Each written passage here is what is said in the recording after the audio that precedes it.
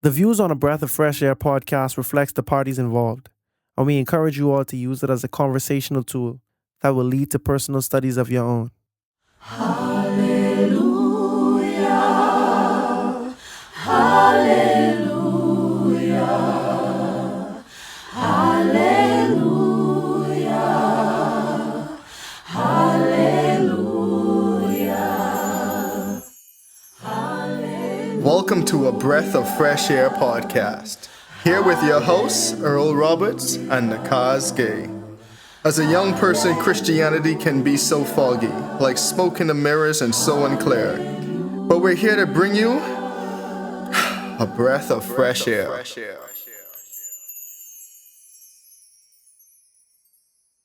I am young in years, and you are very old. Therefore, I was afraid and dared not declare my opinion to you.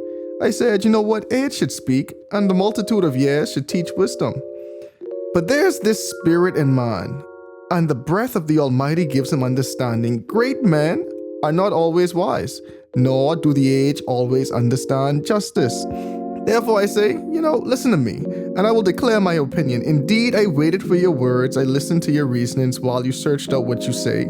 I paid close attention to you, and surely not one of you convinced Job, or answered his words. Least you say, we have found wisdom, God will vanish him, not man.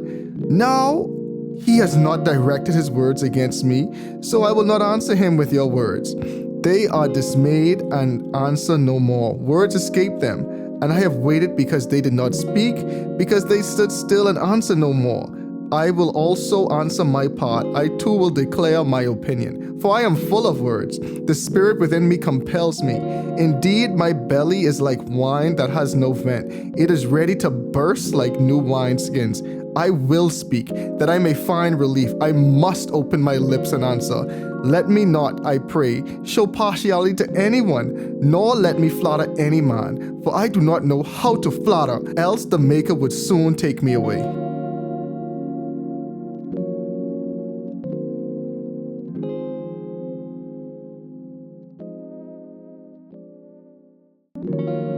In today's episode, we are entering the next pivotal chapters of Job's 32 through 38. Here, Elihu steps forward, challenging Job and his friends with fresh arguments of God's justice, wisdom, and purpose. Elihu's words are both fierce and thought-provoking, leading us into the powerful, awe-inspiring voice of God. Join us as we unpack the wisdom, humility, and divine mystery in this section. As always, be blessed and enjoy. All right, welcome back to another episode of Breath of Fresh Air. Here with your hosts, Nakhaz Gay. Earl Roberts. Definitely appreciate everyone for tuning in with us another week. Hopefully you guys had a great week. And so how's your week been? My week wasn't bad. Thank God. We made it through the storm to y'all. This is probably a month and a half later or so. Yeah. But when we recorded, I think it was maybe episode 212 or 213. The day we recorded, we discovered that a storm is coming, and since then the storm escalated, de-escalated. But by the time it came to us, in Central Florida, it didn't do much damage. A lot of flooding, power outages and stuff. But me specifically, we didn't experience any power outage or any property or physical damage. So to God be the glory on that front. When we surveyed our neighborhood, we saw streets that were flooded in our neighborhood.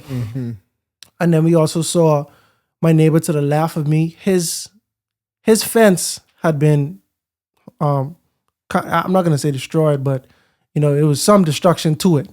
It had been impacted. And then the house to the left of me got hit as well. But our fence, our fence stayed intact. So, The prayers worked. Right. That's a testimony in itself for us. So, yeah. Amen.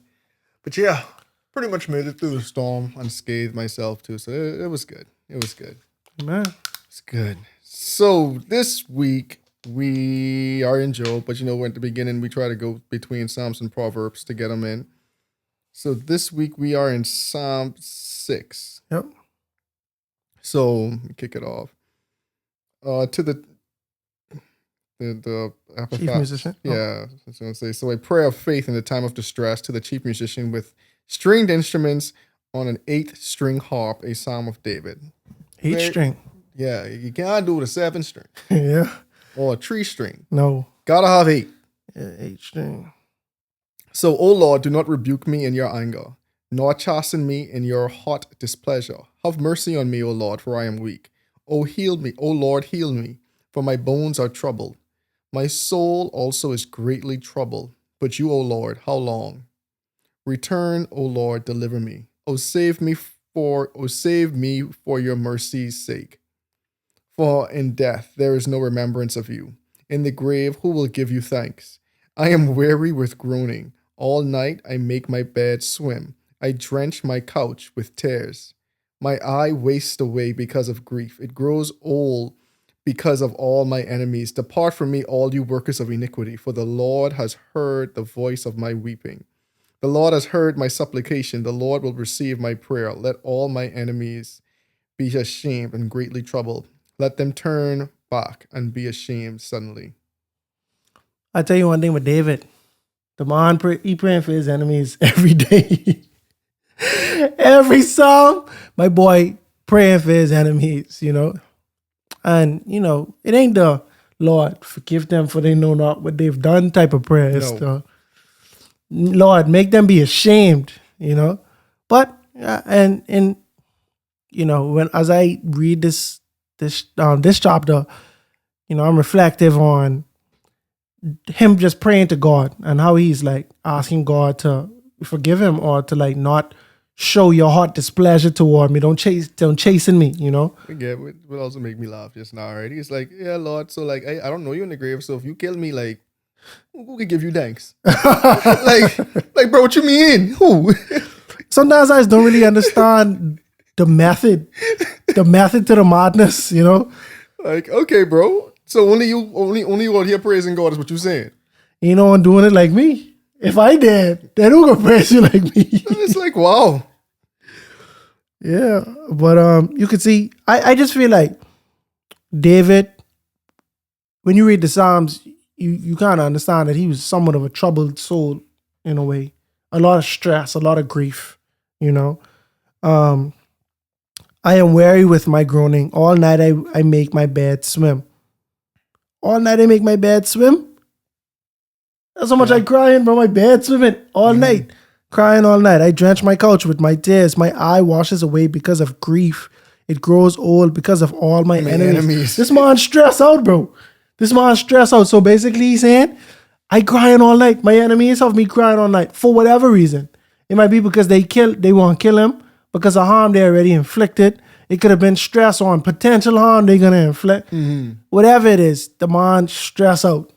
You see what I'm saying? Mercy. And he crying out to God, Lord, give me a break. Let me get some peace, Lord. Like, you know what I'm saying? For your mercy's sake. For your mercy's sake. And then guess what?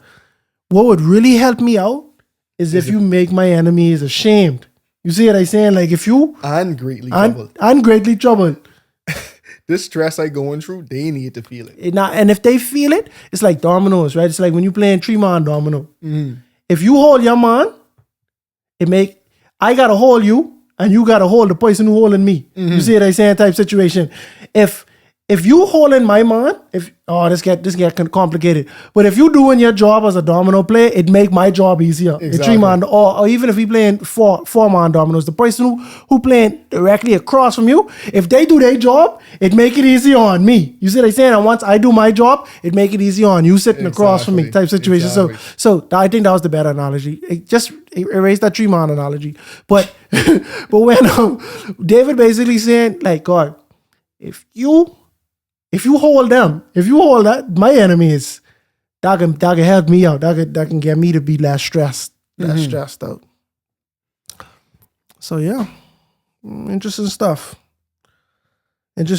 So as we go to the book of Job, if I'm mistaken, the last chapter we did was chapter 31. Correct. Right? And so now, for those who just tuning in, maybe the first time, check out all the previous episodes, specifically the ones related to Job, because now the book is now in a transition phase. We started off the book of Job learning about God and the devil's gathering, right? And they're their test, basically. The devil is trying to prove that Job is faithful to God out of convenience because God has blessed him so much. Now, the only way to prove that is if we remove these blessings, right? So God granted that. That was chapter 1. And then chapter 2, they double down on the curses, I'll say, affecting his health. Since then, Job has lost his children, lost his livestock, lost his health, and now he's somewhat in exile. But his friends, his 3 friends, Zophar, Bildad, and not Elihu. Zophar, Eliphaz, thank you. They join Job, and the conversations go back and forth. But just to completely summarize it, Job's friends are telling him that, these things have come upon you because of your deeds. God is just, and his judgment is consistent. We've seen that all of our lives. Job refutes that. He continues to say, hey, God has unjustly punished me, but I still love God. But I just want y'all to know I have not done anything for this to happen. But ain't no hard feelings. I just want to die. That's Job's stance. They continue to go back and forth several times. The last chapter that we completed was Job chapter 31, where Job responds in excruciating detail, proving his innocence. His friends continue to say, hey, you must have taken clothes from the naked. You must have taken food from the hungry. You must have brought shame upon the widow, upon the fatherless. And Job takes the time in Job chapter 31 to go in excruciating detail saying, I ain't gonna lie, if I eat and I saw someone was hungry, I can understand this happened for me. If I had clothes and I saw someone was naked, I could understand that happened to me. If I even look at a woman lustfully, I can understand this happening to me.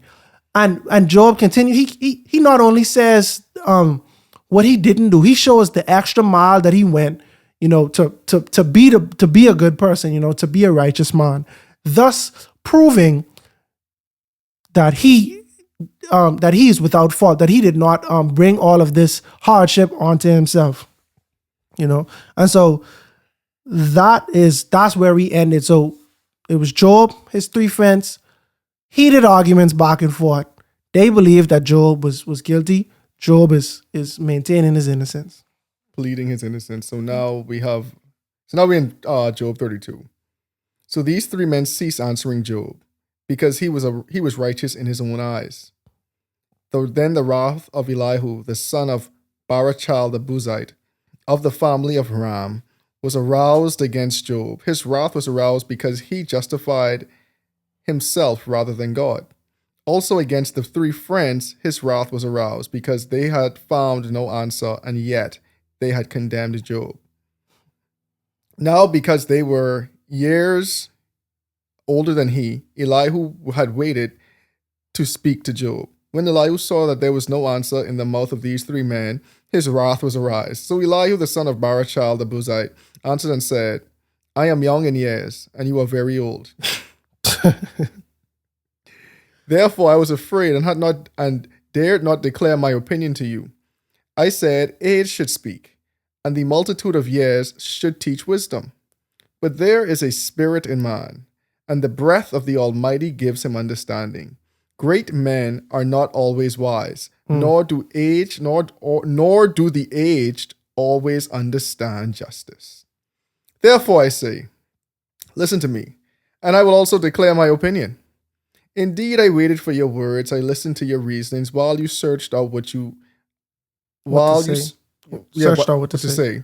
I paid close attention to you, and surely not one of you convinced Job or answered his words. Lest you say, we have found wisdom, God will vanish him, not man.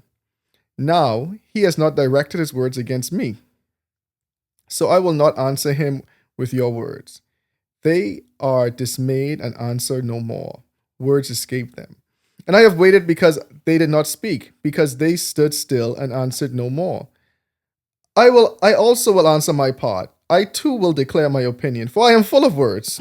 The spirit within compels me. The spirit within me compels me. Indeed, my belly is like wine that has no vent. It is ready to burst like new wine skins. I will speak that I may find relief. I must open my lips and answer. Let me not, I pray, show partiality anymore, nor let me flatter any man, for I do not know how to flatter, else my maker would soon take me away.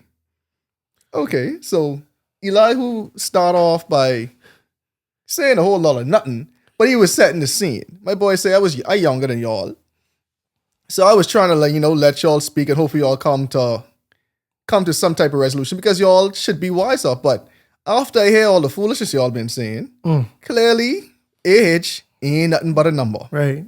Y'all ain't wise and y'all ain't making no sense. Elihu saying, bro, y'all have raised allegations against this man, levied harsh criticisms, but when the man answer you back, you have nothing to say. Y'all ain't proved none of y'all allegations yet. Right, y'all just talking. But I have found that even amongst Elihu's wrath, Elihu did the same thing. Like as we explore Elihu, we get into him, he ain't do nothing different, bro. Because when you really think about it, there's nothing you could prove because Job is truly innocent when you think about it. Exactly. Right? Go for it. But Elihu was, they say his anger was aroused. He was furious that Job bought these guys out. That's what we say in the Bahamas. Like when you shut someone down, when you shut their argument down, Job stood on his righteousness, and the Bible says that his friends did not say a word because Job was righteous in his own eyes. Mm-hmm. They say, well, there ain't nothing else I could say. So you ever let someone, we already hash out all of our points. We break this down to the furthest degree. What else could we could continue to talk in circles if we want to. Talking in circles. But there's nothing else to say. There's nothing else to add here. You feel me? And so Elihu say, well, this is my time to shine. Y'all ain't got nothing else to say. Job done just gone on this long soliloquy. So let me jump in and say my opinion. Mm-hmm. He's stating his opinion on the matter. He wants to opine. He wants to, opine. Yeah, but it don't remind you of who it was, Eliphaz, when Eliphaz was like, but who could sit here without speaking? but think about it. We see Elihu was sitting there and not speaking. Right, because we ain't even here with this Elihu. No. We don't even know when you get here, bro.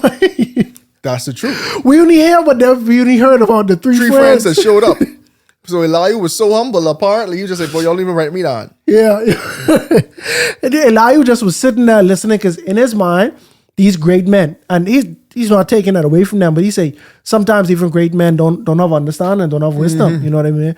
And so he sat there thinking that the aged would speak the wisdom, even if it ain't happened yet.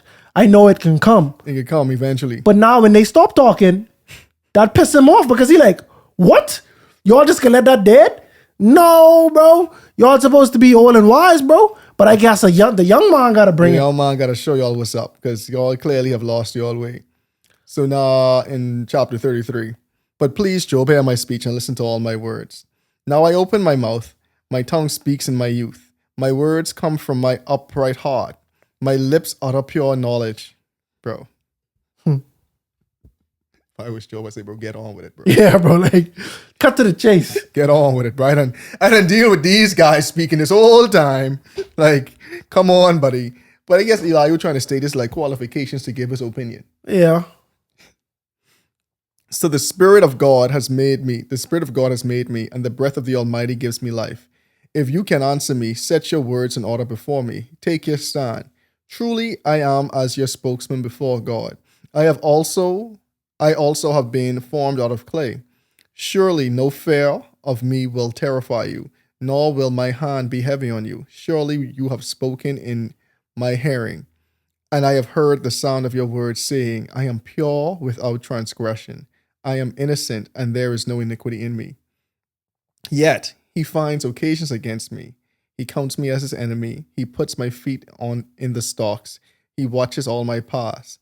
Look, in this you are not righteous. I will answer you, for God is greater than man. Why do you contend with him? For he does not give an accounting of any of his words.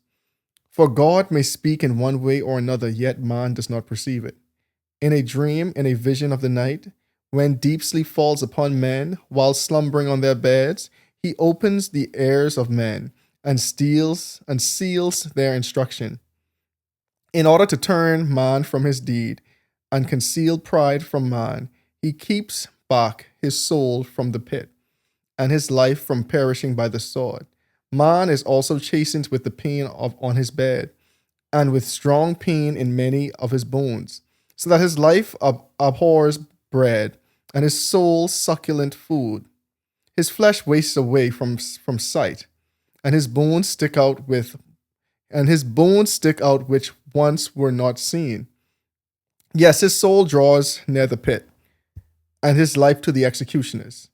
If there is a messenger for him, a mediator, one among 1,000, to show the man his uprightness, then he is gracious to him and says, deliver him from going down to the pit. I have found a ransom. His flesh shall be young like a child's. He shall also return to the days of his youth. He shall pray to God, and he will delight in him. He shall see his face with joy, for he restores to man his righteousness. Then he looks at man and says, I have sinned and perverted what was right, and it did not profit me. He will redeem his soul from going down to the pit, and his life shall see the light. Behold, God works all these things twice, in fact, 3 times with a man to bring back his soul from the pit, that he might be enlightened with the light of life. Give ear, Job, listen to me. Hold your peace, and I will speak. If you have anything to say, answer me. Speak, for I desire to justify you.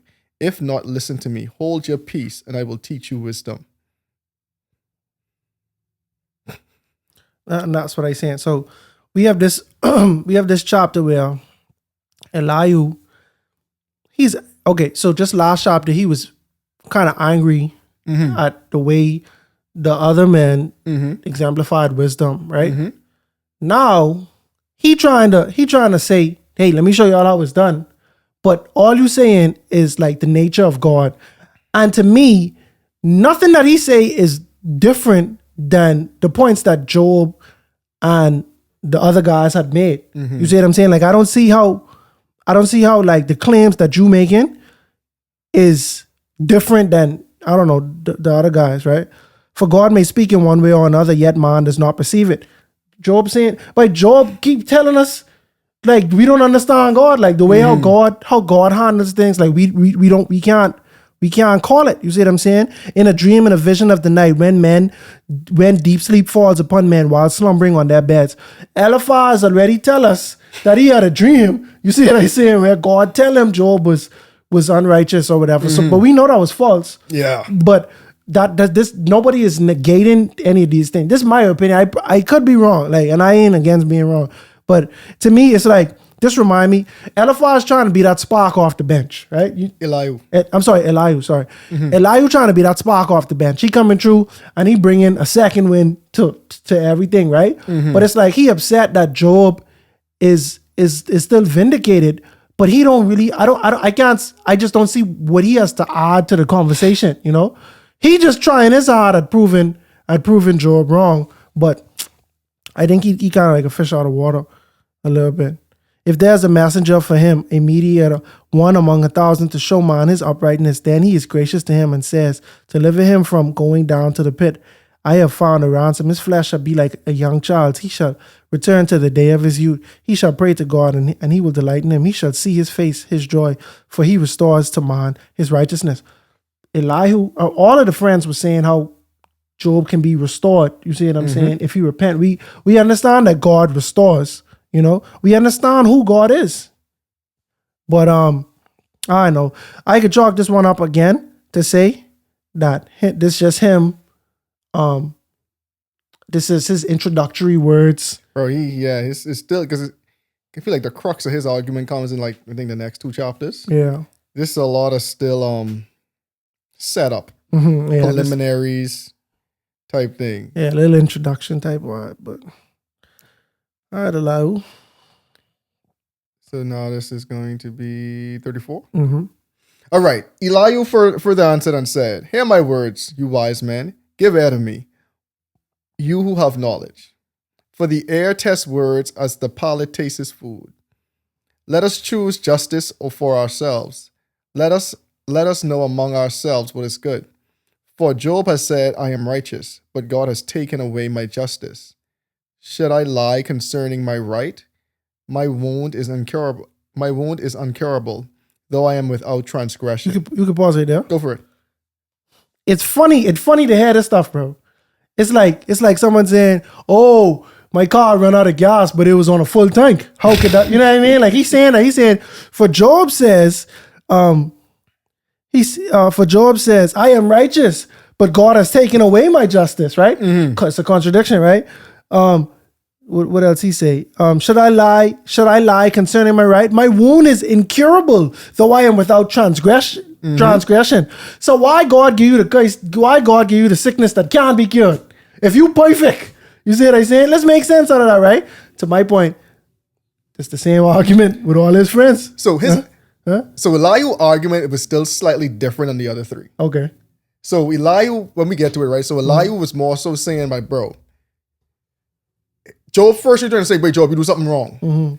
Elihu's argument ends up being, Job, I agree that you're innocent, you know. Oh, okay. But your suffering is because God trying to stop you from because you was too proud. So it was like as a result of your pride that God gave you the suffering to like prevent you from falling down even further. Okay. So Elihu's argument was like, bro, I agree you ain't do nothing, but you still kind of did something. It was more nuanced. It's a preventative measure. So he take the stance like, yo, this kind of preventative. Okay. So it was more of a nuanced argument that he was making. So it's weird.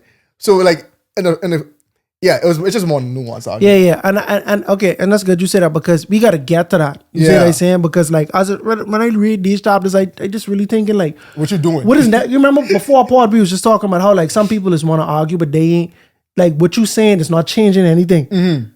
Like you could not talk, and the net result would be the same. You see what I said? Like, okay, let's go. He a little bit more niched. Okay, so where we was? Okay, 7. What man is like Job, who drinks scorn like water, who goes in company with the workers of iniquity and walks with the wicked man? For he has said, it profits man nothing that he should delight in God. Therefore listen to me, you men of understanding. Far be it from God to do wickedness, and from the Almighty to commit iniquity. For he repays man according to his work, and makes man to find a reward according to his way. Surely God will never do wickedly, nor will the Almighty pervert justice. Who gave him charge over the earth, who appointed him over the whole world? If he should set his heart on it, if he should gather to himself his spirit and his breath, all flesh would perish together, and man would return to dust. If you have understanding, hear this. Listen to the sound of my words. Should one who hates justice govern? Will you condemn him who is most just? Is it fitting to say to a king, you are worthless, and to nobles, you are wicked? Yet he is not partial to princes, nor does he regard the rich more than the poor, for they are all the work of his hands. In the moment they die, in the middle of the night, the people are shaken and pass away. The mighty are taken away without a hand, for his eyes are on the ways of man, and he sees all his steps. There is no darkness nor shadow of death, where the workers of iniquity may hide themselves. For he need not further consider a man, that he should go before God in judgment. He breaks in pieces mighty men without inquiry, and sets others in their place. Therefore he knows their works. He overthrows them in the night, and they are crushed. He strikes them as wicked men in the open sight of others, because they turn back from him and would not consider any of his ways. So they cause the cry of the poor to come to him, for he hears the cry of the afflicted. When he gives quietness, who then can make trouble? And when he hides his face, who then can see him? Whether it is against a nation or a man alone, that the hypocrite should not reign, lest the people be ensnared. For has anyone said to God, I have borne chastening, I will offend no more. Teach me what I do not see. If I have done iniquity, I will do it no more. Should he repay it according to your terms, just because you disavow it? You must choose, and not I. Therefore speak what you know. Man of understanding, say to me. Wise man who listen to me. Job speaks without knowledge. His words are without wisdom.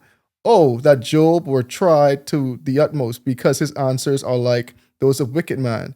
For he adds rebellion to his sin. He claps his hands among us and multiplies his words against God. Okay. So as of this chapter, Mm-hmm. so Job's big thing is that we see mighty men who God lift up Mm-hmm. and then who God take down. Mm-hmm. Are they righteous or unrighteous? You see what I'm saying? Because when they was getting lifted up, you all say they was righteous, but when they get tear down, are they unrighteous? But in totality, what are these people? Are they righteous or are they unrighteous? And Job's argument was basically to say, God lifts up and he takes down. Even from the beginning of Job's misery, the first thing he tell his wife, should we accept the good and not the bad. And not the bad from God. So Job had a consistent view of God since he went through this. Mm-hmm. Elihu is saying that what I get from it is iniquity. God punishing people. You see what I'm saying? Like, this is happening because God knows the nature of these people. He knows the nature of the unrighteous. And that's why this is happening. And what was interesting to me was that he say, verse 33, verse 32, teach me what I do not see. If I have done iniquity, I will do no more. Should he repay it according to your terms? Just because you disavow it? You must choose and not I. Therefore, speak what you know. You see what I'm saying? And so to me, it's like, that's actually an interesting question. You do a sin or you do a crime. Let's say you rob a bank, you get away with it, right? And you say, God, I regret this. I ain't doing this no more. And you mean it. Is God now to say, hey, all right, because you change, I ain't punishing you no more? Or does God punish you because you actually did the sin? Mm-hmm. Philosophical question that he asks. And so this I see where you say, to your point of Elihu talking the potential of sin or the future tense of sin. You know what I'm saying? So it's like, you might not be living like this no more. You might have felt this way. And you might have done all of this crazy stuff. Exactly. And then you ought to run where you just was innocent and blameless. But now, should God reward you for the innocence and not punish you? Or should he punish you because you actually did the crime as well? Yeah. You see what I'm saying? I know. It's like, again, it's so nuanced because it's like, yeah. Yeah. Therefore, he knows their works, right? Works. He overthrows them in the night and they are crushed. He strikes them as wicked men in the open sight of others because they turn back from him and wonder not, considering any of his ways, so that they cause the cry of the poor to come to him, for he hears the cry of the afflicted, right? So who you describing, you're not describing a righteous person. I just find so many similarities because similarities between Elihu and the other people, some of their accusations, you cause people to cry, you turn away the poor, you do this and you do that. And I ain't saying that Elihu is specifically accusing Job right now, but this is his example of the people who God punishes. The same unrighteous people. But how is this relevant if Job ain't unrighteous? You see what I say? And so we can. Let's get to verse chapter 35. So moreover, Elihu answered and said, "Do you think this is right? Do you say my righteousness is more than God's? For you say, what advantage will it be to you? What profit shall I have more than if I had sinned? I will answer you and your companions with you. Look to the heavens and see, and behold the clouds, they are higher than you. If you sin, what do you accomplish against him? Or if your transgressions are multiplied, what do you do to him? If you are righteous, what do you give him? Or what does he receive from your hand? Your wickedness affects a man such as you, and your righteousness a son of man. Because of the multitude of oppressions they cry out. They cry out for help because of the arm of the mighty. But no one says, where is God my maker, who gives songs in the night, who teaches us more than the beasts of the earth, and makes us wiser than the birds of heaven. There they cry out, but he does not answer because of the pride of evil men.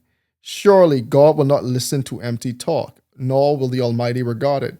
Although you say you do not see him, yet justice is before him, and you must wait for him. And now, because he has not punished his anger, nor taken much notice of folly, therefore Job opens his mouth in vain. He multiplies words without knowledge.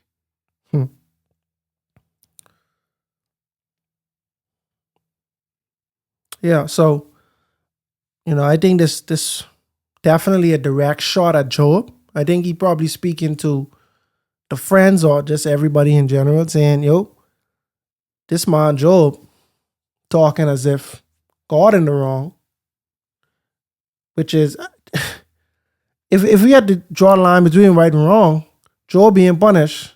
If punishment is as a result of wrong, God has punished Job without that aspect of him being wrong, right? So what Job's saying is true. Job is saying it is true.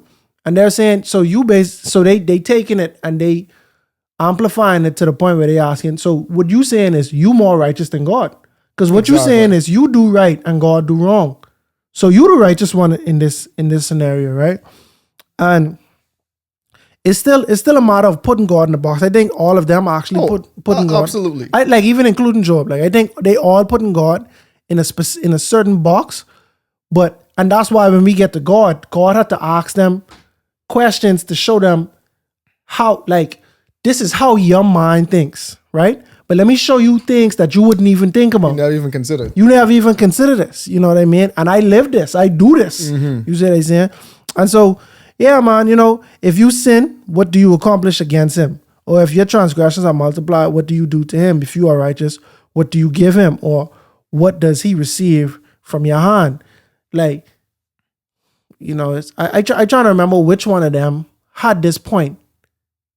That it's kind of like the theme that, like, you ain't doing God no favors no matter what. You see what I'm saying? Like, this God at the end of the day. Like Bildad-ish? Yeah, one of them. Bildad was saying that. Yeah, Bildad was saying, like, God don't even respect, like, the host in heaven type situation. Like, how can a man be righteous? Yeah. Like, that was his point. And so, what at the end of the day, because Elihu is upset with Job, we could already deduce that he believes that Job is accusing God of being wrong, of something that is unjust. Like, if you didn't feel that way, you would have been on Job's side. Because at the end of the day, it's really Job versus God, and the friends speculate.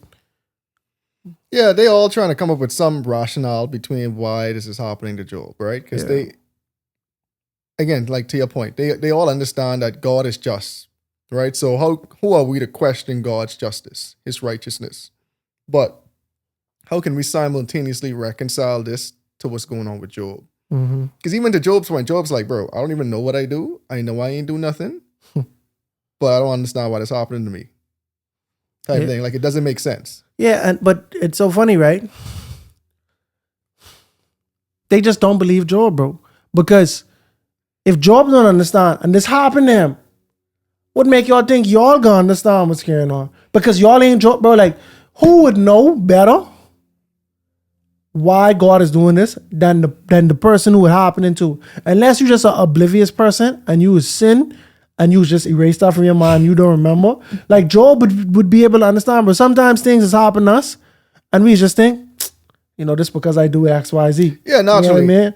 And that's what this book really trying to get you to stop thinking that way. Because I do agree that that's not a sound, like, rationale. Like, that's not like a wise way to even go about thinking, oh, it's because I do this, because I do that. You see what I'm saying? It's very transactional. Because remember the when Jesus healed the blind man, or was he lame? He was blind, and they asked him, like, why Who was he sinned? blind? Yeah, who sinned? Right. And so, like, even to this day, even after we have Job, and even after we had the disciples and Jesus walked the earth, we still feel like, hey, this happens because this. Like it's almost like a cause and effects or like a superstitious thing. Oh, this happened. But I ain't gonna lie, bro. I remember somebody, one of my friends, I passed away, bro. And I know what some of his family was dealing with. Like I know what some things his parents was dealing with, bro. And I was like, but that's because they do this. But that thought just couldn't leave my head, bro. Like I never say it out loud because I felt bad about even thinking that. But like that was just a natural thought that come to my mind. Yeah. Crazy. Yeah, man. Like, okay, so where we at? 36? All right, let's do it. So Elihu proceeded and said, bear with me a little, and I will show you. Boy, this man can talk. Boy, and he keeps saying, bear with me, and he like, don't talk, let me just talk. Like, well, because again, you got to think about it too, right? From his perspective, I was the youngest one. I try to make a point. Y'all then say, everyone, tension is already high. Remember from the last conversation, Job and these friends, they was ready to go to blows almost. The tensions got extremely, extremely high. Yeah. So now he know he ain't getting to the point directly. So now people, they getting mad at you. Because now you ain't taking none of our sides. No. So really what you doing here now? Why you talking? You trying to be an enemy to all of us. It's 4 against 1. Exactly. So, mommy just was trying to call me. Anyway, Elihu proceeded and said, bear with me a little and I will show you that there are yet words to speak on God's behalf. I will fetch my knowledge from afar. So where's your knowledge? I will ascribe righteousness to my maker. For truly my words are not false. One who is perfect in knowledge is with you. In the words of our friend, that's cocky. That's cocky. That's what I said. I keep listening to this man and I just like, bro, I think you really a fish out of water. Like you indignant, right? But you ain't qualified. Like I ain't even gonna say qualified, but you ain't learned enough. I remember earlier, the first thing he do was give us his qualifications. This how tight me and God is. This how you know I can talk to you. I remember one time I was going through something. This lady who was quote unquote prophetess wanted to give me advice. I mean, she started giving me advice. She was telling me how she's the best person to help me with this. I just shut my ears after that, bro. You? Like you telling me you was the best thing? Like to me, you coming off arrogant. You see what I say? Because I'm like, bro, out of everyone in the world, you's the best person to get. You get what I'm saying? Like you ain't say, right, like God send me here. You say he's saying X, Y, Z. I just was like, this a little interesting. You see what I'm saying? This is a little interesting. Did what she prophesied come to pass? She ain't really hit me with no. She ain't.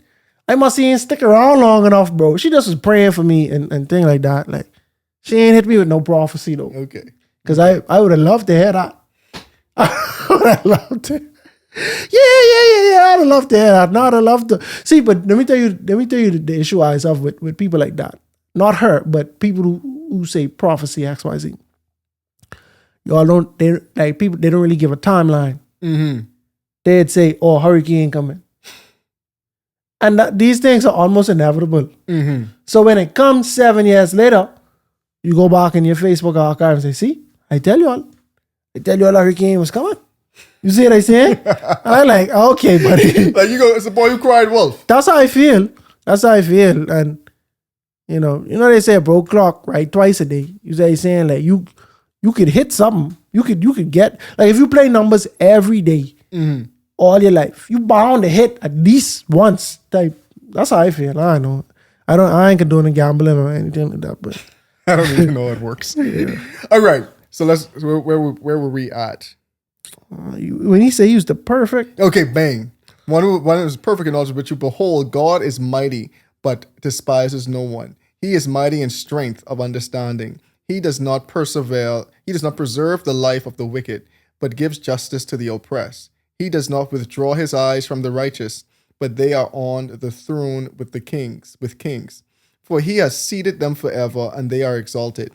And if they are bound in fetters, held in the cords of affliction, then he tells them their work and their transgressions, that they have acted defiantly. He also opens their ear to instruction and commands that they turn from iniquity. If they obey and serve him, they shall spend their days in prosperity and their years in pleasures. But if they do not obey, they shall perish by the sword, and they shall die without knowledge. But the hypocrites in heart store up wrath. They do not cry for help when he binds them. They die in youth, and their life ends among the perverted persons. He delivers the poor in their affliction and opens their ears in oppression. Indeed, he would have brought you out of dire distress, into a broad place where there is no restraint, and what is set on your table will be full of riches. But you are filled with the judgment due the wicked.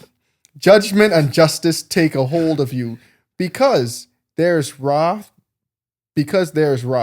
Beware lest he take you away with one blow. For a large ransom would not help if you avoid it. With your riches or all the mighty forces keep you from distress. Do not desire the night, when the people are cut off in their place. Take heed, do not turn to iniquity, for you have chosen this rather than affliction. Behold, God is exalted by his power. Who teaches like him? And Who was assigned him his way? Exactly. Yep. Or who has said, you have done wrong? To God. That's what he's saying. So then, Elihu proclaims God. Back to verse 24. Remember to magnify his work, of which men have sung. Everyone has seen it. Man looks on it from afar. Behold, God is great, and we do not know him. Nor can the number of his years be discovered. For he draws up drops of water, which distill as rain from the mist, which the clouds drop down and pour abundantly on man. Indeed, can anyone understand the spreading of clouds, the thunder from his canopy? Look, he scatters the light upon it, and covers the depths of the sea. For by these he judges the peoples. He gives food in abundance. He covers his hand with lightning, and commands it to strike. His thunder declares it, the cattle also concerning the rising storm. All right. So regarding the majesty, some of these things be kind of like so self-explanatory, although they set up in like a poetic way. Yeah. Some of these really just be like self-explanatory though. Like his thunder declares that the cattle are also concerning the rising storm. He covers his hand with lightning and commands it to strike. Like God commands the nature, basically what they're saying, right? But a few things. We have Elihu, who is talking about how God does not withdraw his eyes from the righteous, right? He does not preserve the life of the wicked, but he gives justice to the oppressed. Mm-hmm. However, verse 9, then he tells them, and if they are bound with fetters, but they are on the throne, the king, he seated them forever, and they are exalted. And if they are bound in fetters, okay. So, verse 7, most of that chapter until verse 7, he talking about how God cares for the righteous, right? But now, if they are bound in fetters, held in cords of affliction, he talking about the king, so they just mentioned that would be seated on the throne forever. Now, if they so happen to be afflicted, then he tells them their work and their transgressions, that they have acted defiantly. He also opens their ears to instruction and commands that they turn from iniquity. That sound like, who the first one who talk? Eliphaz. That sound like Eliphaz. You see what I'm saying? That sound like Eliphaz, bro. You was high and mighty. Now you low. If you turn away, God restores. You see what I'm saying? And so, if they obey and serve him, they shall spend their days in prosperity and their years in pleasures. But if they do not obey, they shall perish by the sword and they shall die without knowledge. You see what I'm saying? So it's like, I find Job to be teaching a new philosophy that no one agrees with, that good don't always equal good. You see what I'm saying? And everyone else in their land subscribes to the school of good things happen to the righteous, bad things happen to the unrighteous. Even if it's delayed, it will happen. You see what I'm saying? And so no matter the nuance that Elihu tries to take us on, or the route that he tries to take us, his frame of thought is still confined to... Still based on the old way of thinking. Exactly. And so no matter what, he can go back to that. You see what I'm saying? Like, you could give us the nuance a little bit, but it's still your nuance It's still rooted in the same. In these confines. Yeah. You know, in these laws, basically. Yeah, because the first thing he was saying, bro, you did something outright. He's saying, bro, it ain't as outright as y'all think, but he still do something. Right. So let's use this. Let's use this thing as an analogy, right? Verse 7. He does not draw his eyes from the righteous, but they are on the throne with kings, for he has seated them forever and they are exalted. So Job was basically saying God has seated people up as kings and he's tear them down, bro. But Elihu was saying, no, they there. They there because they righteous. But now guess what? When God tear them down, that's because they stop being righteous. And God could tell them why they're about their transgressions. You see what I'm saying? And if they continue, they could get killed. You see what I'm saying? That's how this thing go. You know? And obviously Job don't feel the same.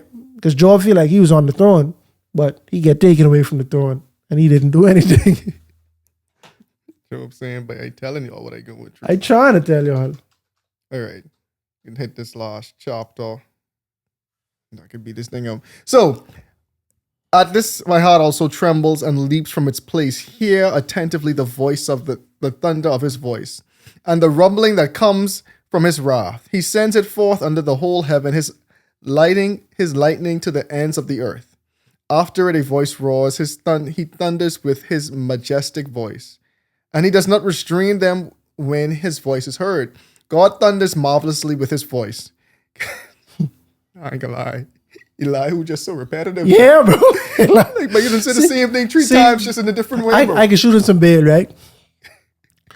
Everyone get to be repetitive, but they going in rounds. So round 1, I say in this, round 2, I say in this, round 3. Elihu have his whole dissertation ready each round, but he don't have the rounds that they're already gone. They never give him an out. They never give him that opportunity to speak it in real time. I blame him. Yeah, dog. So God thunders marvelously with his voice. He does great things which we cannot comprehend. For he says to the snow, fall on the earth. Likewise to the gentle rain and to the heavy rain of his strength. He seals the hand of every man, that all men may know his work. The beasts go into dens, and there remain in their lairs. From the chamber of the south comes the whirlwind, and the cold from the scattering winds of the north. By the breath of God ice is given, and the broad waters are frozen. Also with moisture he saturates the thick clouds. He scatters his bright clouds, and they swirl about, being turned by his guidance, that they may do whatever he commands them on the face of the whole earth. He causes it to come, whether for correction or for his land or for his mercy. Listen to this, O Job.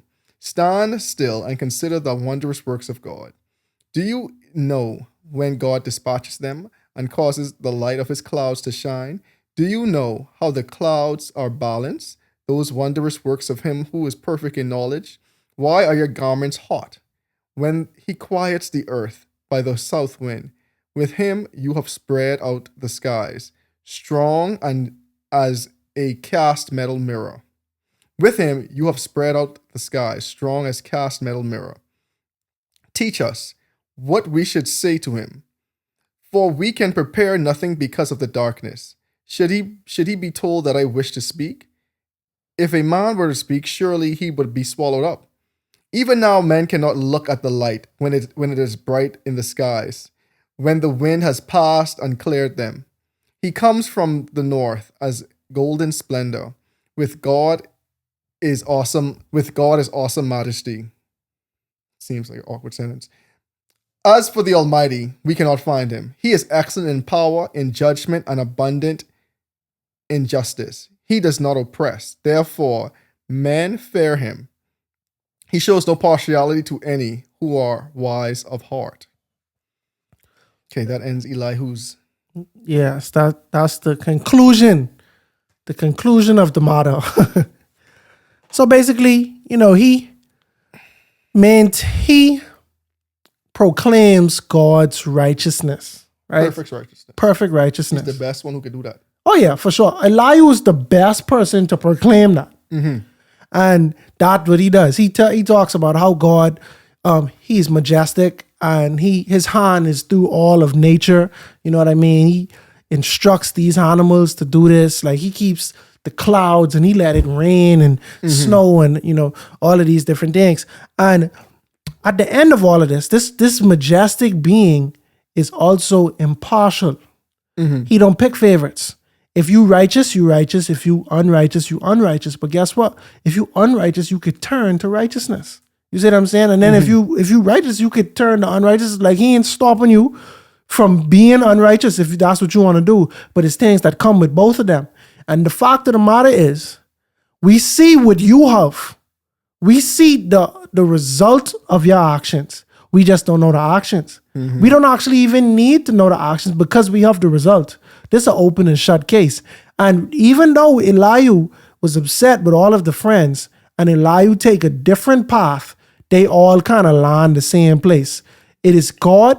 God's decision was the right one. I mean, everyone should agree with that. God's decision was the right one, right? Yeah. But at the same time, God's decision, it aligns with their perception of right, wrong, and justice. But the problem is their perception, we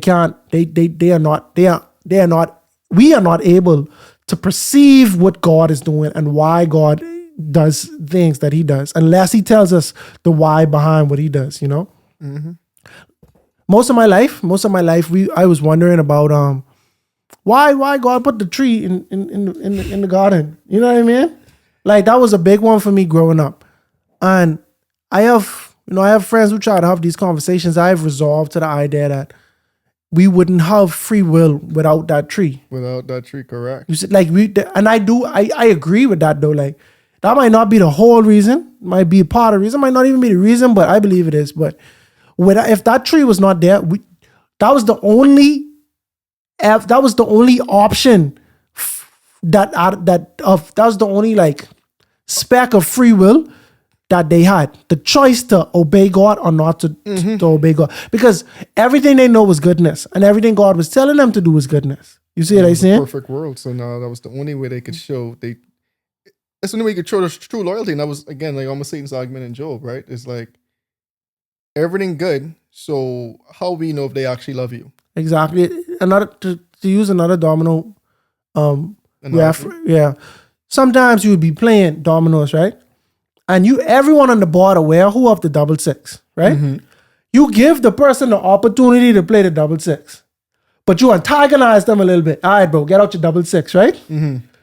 Earl, you know it's in your best interest to play your double six, right? But off the strain of me saying play your double six, now you have a choice, right?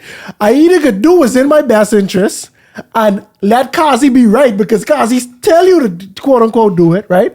Or you could say, I ain't listening to Kazi. You see what I'm saying? Cutting it off. And you cutting your double six just to spite yourself, right? When God was asking them to do everything God asked them to do was already what they was going to do and in their best interest.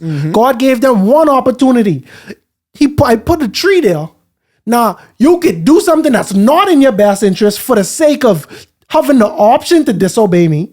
But just know, when you do this, it's the wrong thing to do and you're going to regret it, right? But for the sake of having autonomy, I give you the option to do it. Indeed. When you think about it, in the domino reference, why would you cut off your hand? You can win the pride war, but you're going to lose the game if you cut off your double six. You see what I say? Like in this specific scenario I'm talking about, right? It's the same thing with Adam and Eve. They didn't do it out of pride. They were actually deceived in a way, you see what I'm saying, and they chose not to listen to God.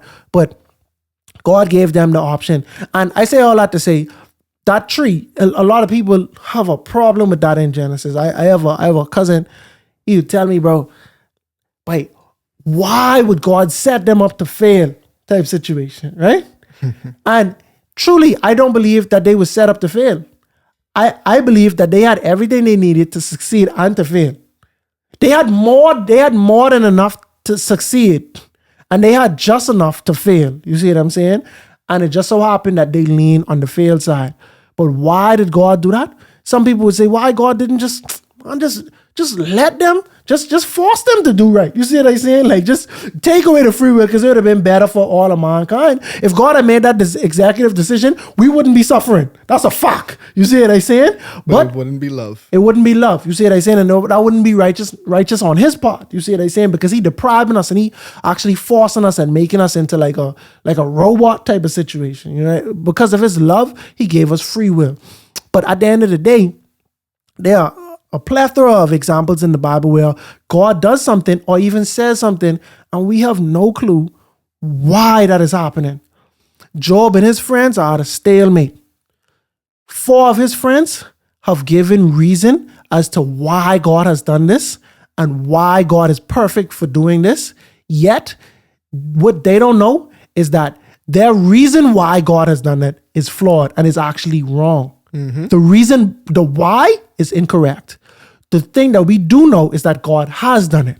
That's correct. You see what I'm saying? But their why is incorrect because it is dependent on a perception or a box that God has had as that they have God in. And Job is the only person who is now able to see outside of the box because he's the first example of something that happened that did not align with the God that we have put in this box, you know? And so on the next chapter, we're going to hear from God. You see himself. We're going to get the conclusion of the matter. And we might even, no, I ain't even consider it. We can get the conclusion of a matter and then we could be able to discuss a little more about this book.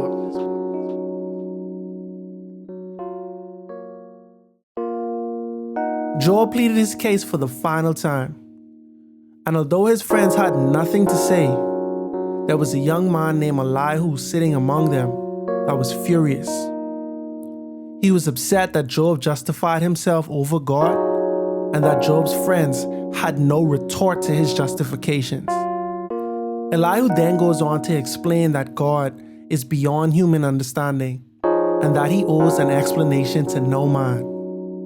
And after we hear from Elihu, the next person we hear from is God himself. But we'll talk more about that on the next episode of A Breath of Fresh Air. Tonight's episode included voice acting by your host, Earl Roberts. Remember to go ahead and research on your own in order to get a more firm understanding of tonight's episode. And if you enjoyed it, make sure to like, subscribe, and share with your friends. You can follow us on social media at A Breath of Fresh Air Pod on Instagram and BOFAPOD on Twitter. Thanks everyone, and we'll see you next week.